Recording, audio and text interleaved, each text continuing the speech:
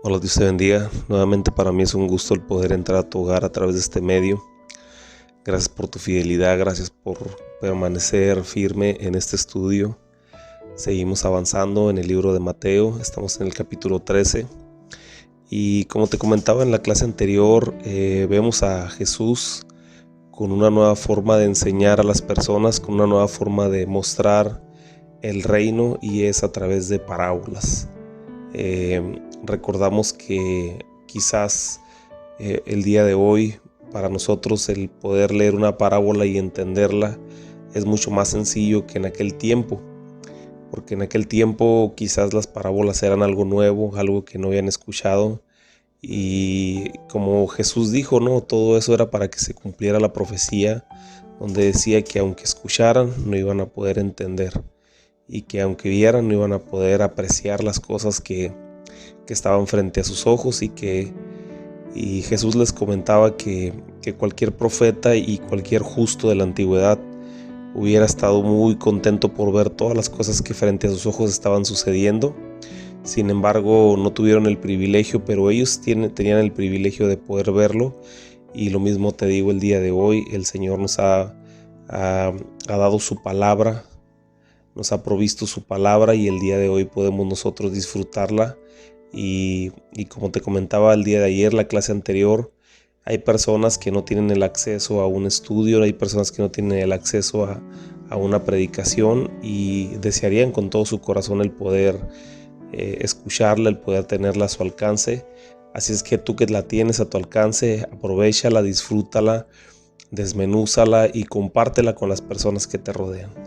Muy bien, me gustaría iniciar con una oración para continuar con el estudio de Mateo capítulo 13. Vamos a iniciar a partir del versículo 44 el día de hoy.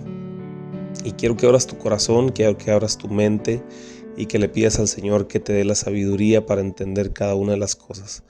Señor, te damos gracias por la oportunidad que nos das, Señor, de poder escuchar tu palabra, de poder aprender más de ti.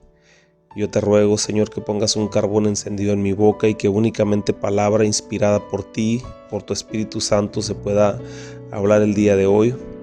Yo te ruego, Señor, que ahí donde están mis hermanos en sus hogares puedan recibir tu palabra, puedan aprender más de ti, Señor, y que puedan poner en práctica, como dice Santiago, ser hacedores de tu palabra, Señor, no tan solamente oidores, y que esta palabra pueda crear fe en sus corazones y que ellos puedan seguir creciendo, puedan seguir avanzando y se puedan seguir desarrollando en el caminar que tienen contigo. Señor, yo te doy gracias, te pido por esta enfermedad también a nivel mundial, Señor, que se ha desatado. Yo te ruego que sanes a cada persona que ha sido enferma y que, mi Dios, pronto podamos regresar a la normalidad y reunirnos nuevamente en tu casa, en tu iglesia, y podamos adorar juntos nuevamente. Te damos gracias en el nombre de Jesús. Amén. Muy bien. Versículo 44 es la parábola del tesoro escondido. Dice el versículo 44, son pequeñas parábolas las que vamos a estar leyendo y explicándolas un poquito.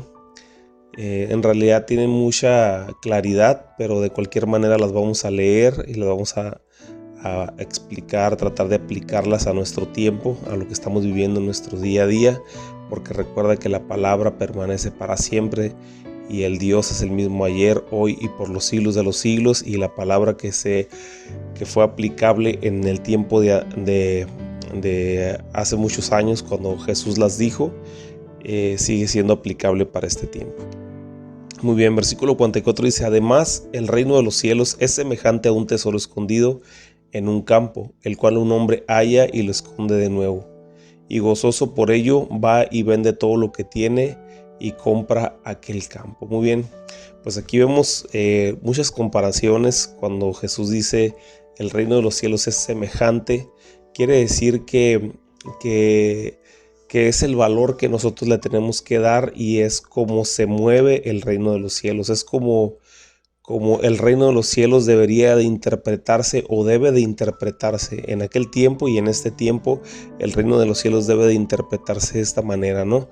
que cuando nosotros encontramos la salvación en Jesús, cuando nosotros encontramos y entendemos todo lo que Jesús habló, todo lo que Jesús dijo, y que son palabras tan importantes para ser mejores como personas, ser mejores discípulos, poder caminar y aportar a la humanidad algo bueno, nosotros hemos encontrado un gran tesoro.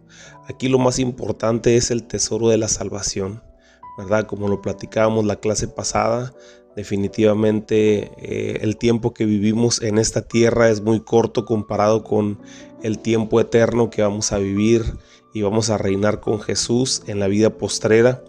Así es que una vez que nosotros encontramos a Jesús, Jesús es la puerta a través del cual nosotros podemos entrar a esa salvación. Recordamos que Jesús es el camino también. Jesús es el camino, la verdad y la vida, y como dice su palabra, nadie va al Padre si no es a través de Él, ¿verdad? Entonces por medio de Él nosotros hemos encontrado la salvación, y entonces debemos de estar gozosos cuando nuestro entendimiento es claro, cuando nuestro entendimiento es transparente, como te digo, es claro para poder entender que la salvación ha llegado a nuestra vida, ha llegado a nuestro hogar. Y entonces aquí dice que el hombre que encontró este gran tesoro lo atesoró, o sea, lo escondió en su corazón, nuevamente en el campo. Recordamos que el campo, la tierra, representa el corazón de nosotros. Entonces dice que el hombre enterró nuevamente el tesoro, o sea, lo guardó en su corazón, lo atesoró en su corazón, porque recordamos que en aquel tiempo no había bancos para guardar el dinero, ¿no? Si alguien tenía muchas riquezas, pues lo más seguro es que lo escondía en la tierra, ¿no? Como en el tiempo de Porfirio Díaz, en el tiempo de Francisco Villa, ¿no? Cuando las personas iban con cargamentos de tesoros, dice que se cree en la historia que ellos, cuando querían esconder un tesoro, lo enterraban. Entonces, de la misma manera, aquí en la parábola que Jesús nos enseña, nos muestra un hombre que lo guarda donde debe de guardarlo, ¿no? Y aquí representa nuestro corazón, el campo representa nuestro corazón, donde nosotros debemos de anidar ese gran tesoro, guardarlo, esconderlo, y una vez que lo escondemos ahí, o sea, lo guardamos en nuestro corazón, deshacernos de todas aquellas cosas que nos estorban, ¿no? Dice, aquí va y vende todo lo que tiene, o sea, nada de lo que él tiene tiene más valor que lo que acaba de encontrar, que es la salvación, ¿verdad? Como dijo el apóstol Pablo, todas las cosas las tomo por perdidas por amor a Jesús, ¿verdad? Dice el apóstol Pablo que si él tiene de qué gloriarse, ¿verdad? Él se puede gloriar en todos los atributos y todas las cualidades que él tenía antes de conocer a Jesús, pero todo eso no importa, todo eso no vale nada como haber encontrado a Jesús. Y aquí se aplica claramente la parábola del gran tesoro, ¿verdad? El tesoro escondido en la vida del apóstol Pablo. El apóstol Pablo dejó todo lo que tenía, todas sus grandes virtudes. Era un gran maestro, era un gran alumno, era una persona que conocía mucho la palabra, pero con el principio del fariseísmo, ¿verdad? Y una vez que él encontró a Jesús, que Jesús se encontró con él y lo encontró, entonces él deja todo lo que él consideraba valioso para poder seguir a Jesús. Y eso es lo que nosotros debemos de hacer, ¿verdad? Hemos encontrado a Jesús, ahora nosotros es tiempo de que vendamos todo, y hablo en el sentido figurado, ¿verdad? Quitar todo aquello que nos estorbe, quizás la vanidad, quizás el orgullo, quizás los rencores, o quizás nosotros tenemos un muy buen trabajo, tenemos propiedades, tenemos terrenos, muchas cosas, muchas riquezas. A lo mejor tú tienes muchas riquezas, pero el primer lugar en tu vida lo debe tomar Jesús, ¿verdad?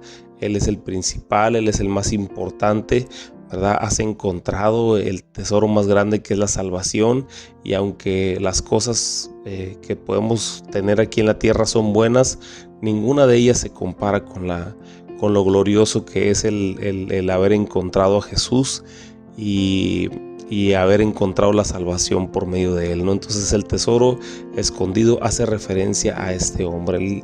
La siguiente parábola es la perla de gran precio, ¿verdad? Dice en el versículo 45, también el reino de los cielos es semejante a un mercader que busca buenas perlas y que habiendo hallado una perla preciosa, fue y vendió todo lo que tenía y la compró, ¿verdad? Entonces aquí encontramos también a un hombre que se dedicaba a buscar perlas preciosas. Quizás haya sido un oficio en aquel tiempo donde, pues como en todo, ¿no? Ahorita podemos encontrar oro de 5 quilates, 10 quilates, 14 quilates o 24 quilates, ¿no?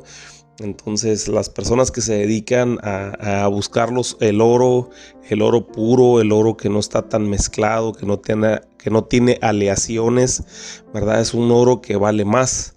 Entonces aquí encontramos a un hombre que se dedica a buscar perlas, pero perlas genuinas, perlas que de verdad son puras, son de gran valor, ¿verdad? Y dice que quizás toda su vida se la pasó buscando una perla, muchas perlas, y el día que encontró una perla preciosa, ¿verdad? La perla más hermosa que él pudo haber visto, fue y vendió todo lo que tenía y fue y compró esa perla preciosa. Encontró el mayor tesoro que buscaba en su vida, ¿verdad? Eso es lo que sucede cuando encontramos a Jesús, ¿verdad? Muchas veces el hueco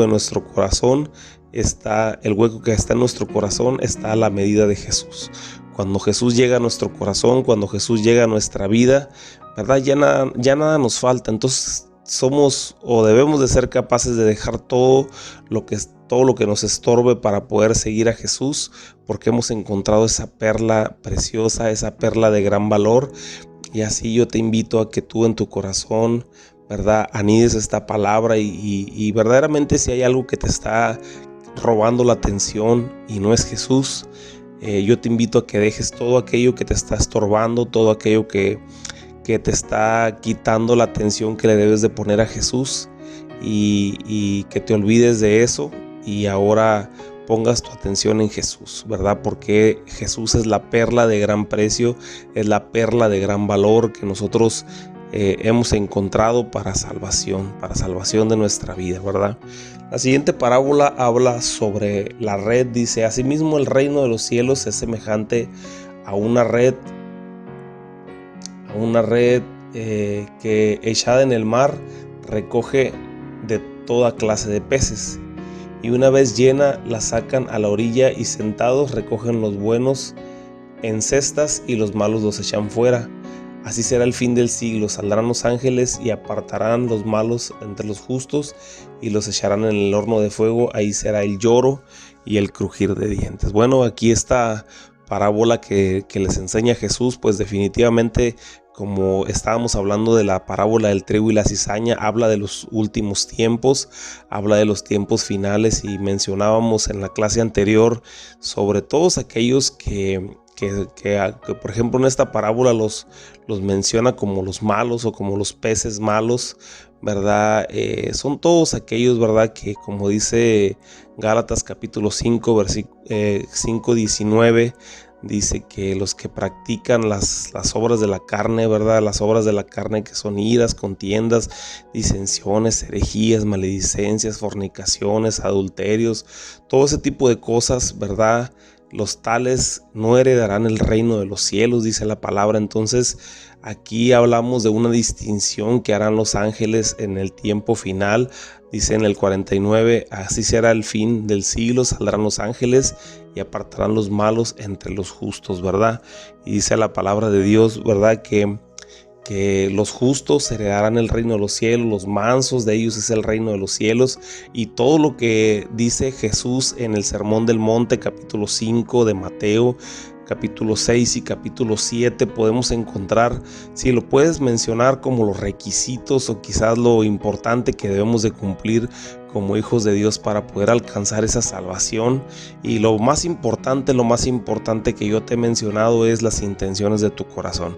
Que las intenciones de tu corazón siempre sean puras, que las intenciones de tu corazón siempre sean claras, ¿verdad? Que nunca sean malintencionadas con doble intención, sino que tú siempre estés pensando el bien, porque es fruto del Espíritu Santo la benignidad, el pensar bien en las personas, el pensar bien sobre los tiempos que vienen para tu vida.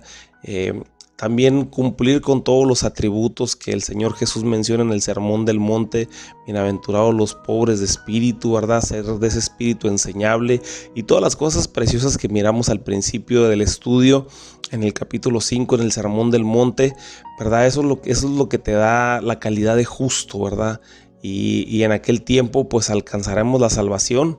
Aquí en la parábola de la red, sinceramente pues habla sobre los últimos tiempos, habla sobre los tiempos finales, cuando venga Jesús en la segunda venida y recoge a su pueblo, recoge a su iglesia, ¿verdad? Será dividido por los ángeles del cielo, ¿verdad? Entre los malos y los justos, ¿verdad? Y dice que los malos serán echados al horno de fuego, ahí será el lloro y el crujir de dientes.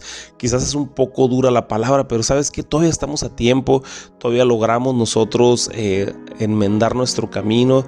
Dice la palabra de Dios que sus misericordias son nuevas cada mañana, y que dice que por cuando todos pecamos y estábamos destituidos de la gloria de Dios, pero hemos sido justificados gratuitamente por la redención que es en Cristo Jesús, ¿verdad? También dice que todos pecamos y que todos hemos pecado, pero abogado tenemos para con el Padre, que es Jesucristo. Y a través de Jesucristo, si nosotros doblamos nuestras rodillas, si nosotros nos humillamos y pedimos perdón por nuestros pecados, podemos alcanzar ese perdón, ¿verdad? Todavía es alcanzable mientras tengamos vida, tenemos esperanza y podemos nosotros, ¿verdad?, enmendar nuestro camino y empezar a servir al Señor con todo nuestro corazón y empezar a dar frutos dignos de arrepentimiento, ¿verdad? Entonces, la parábola de la red es una parábola quizás un poquito dura, pero es una parábola que nos hace ver la realidad de las cosas, ¿verdad? Versículo 51 es la parábola de tesoros nuevos y viejos. Dice: Jesús les dijo: ¿habéis entendido todas estas cosas? Les preguntó. Ellos respondieron: sí, Señor.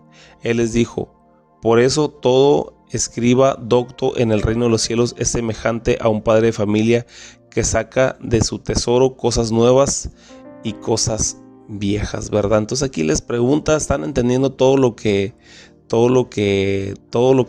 acabamos de hablar, todo lo que acabamos de decir?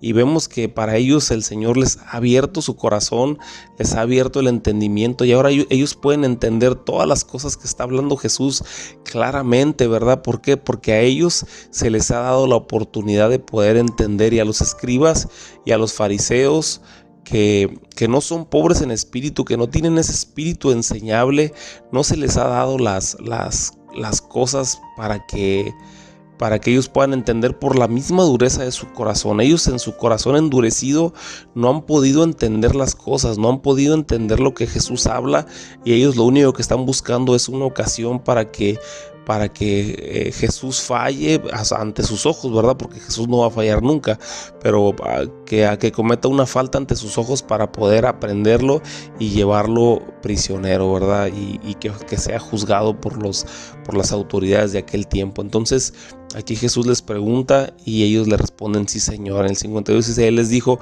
por eso todo escriba docto en el reino de los cielos es semejante a un padre de familia que saca de su tesoro cosas nuevas y cosas viejas, ¿verdad? Aquí el que ha entendido saca todas las cosas que no le sirven, todas las cosas que le estorban para poder servir al Señor, y empieza a llenarlas de cosas nuevas. Son tesoros nuevos que nosotros podemos entender. Cuántas veces estamos nosotros enciclados quizás en información, en cosas que, por ejemplo, hay cosas que nosotros decimos: es que yo soy así porque así era mi abuelo y así era mi padre y así voy a ser yo, ¿verdad? Entonces esas cosas viejas las tenemos que sacar nosotros, porque ahora en la palabra del Señor nos dice que nosotros tenemos que tener la mente de Cristo, o sea, tener esas cosas nuevas que el Señor trajo a nuestras vidas para que nosotros seamos mejores personas. Versículo 53. Finalmente dice: aconteció que cuando terminó Jesús estas parábolas, se fue de allí, y venido a su tierra les enseñaba en las sinagogas de ellos, de tal manera que se maravillaban y decían: ¿de dónde tiene esta sabiduría y estos milagros? ¿No es este el hijo del carpintero? ¿No se llama su madre María y sus hermanos Jacobo, José, Simón y Judas? ¿No están todos sus hermanos con nosotros? ¿De dónde pues tiene todas estas cosas? Y se escandalizaban de él, pero Jesús les dijo: no hay profeta sin honra, sino en su propia tierra y en su casa. y no hizo allí muchos milagros a causa de la incredulidad de ellos, ¿verdad? Entonces aquí vemos que verdaderamente se maravillaban por todas las cosas que Jesús estaba haciendo. Sin embargo, su corazón duro, su corazón alejado de Dios, su corazón que no deseaba entender las cosas, sino únicamente acusar a Jesús, ¿verdad? No les permitía ver lo maravilloso de la enseñanza de Jesús, ¿verdad? Aunque ellos miraban y decían, wow, o sea, ¿cómo, de dónde saca este hombre? O sea, como que lo menospreciaban a él, ¿verdad? Lo menospreciaban. ¿Por qué? Porque quizás era el hijo del carpintero, era el hijo de María. Sus hermanos pues eran personas comunes, ¿verdad? Eran personas que pues todos conocían, era como por decirlo así, era Jesús el del barrio, ¿no? O sea, que todo el mundo conocía y todos sabían quién era cuando jugaba, cuando era niño, cuando salía, cuando era adolescente, y luego como fue creciendo y se fue desarrollando, y de repente pum, explota y empieza a dar toda esa sabiduría a través de su ministerio. Entonces las personas no creían, y eso los limitó mucho a recibir grandes milagros de Jesús. Por eso dice en el versículo 58, y no hizo allí muchos milagros a causa de la incredulidad de ellos. Entonces aquí nos deja una enseñanza importante, ¿verdad? A través de nuestra fe, que es el creer. Aquí dice que ellos no tenían fe, o sea, tenían incredulidad. A través de nuestra fe es como nosotros vamos a poder ver día a día los milagros de Jesús, ¿verdad? En sanidades, en liberaciones, en romper cadenas, en transformar corazones, transformar personas. Si tú estás orando por tu esposo, si tú estás orando por tu esposa, por tus hijos, ¿verdad? Ora con esa fe, porque a través de tu fe, a través de lo que tú crees en Él va a poder obrar grandes milagros en medio de tu hogar. Muy bien, Dios te bendiga, te dejo con esto. Espero que este día sea un día excelente para ti y nos vemos en la siguiente clase.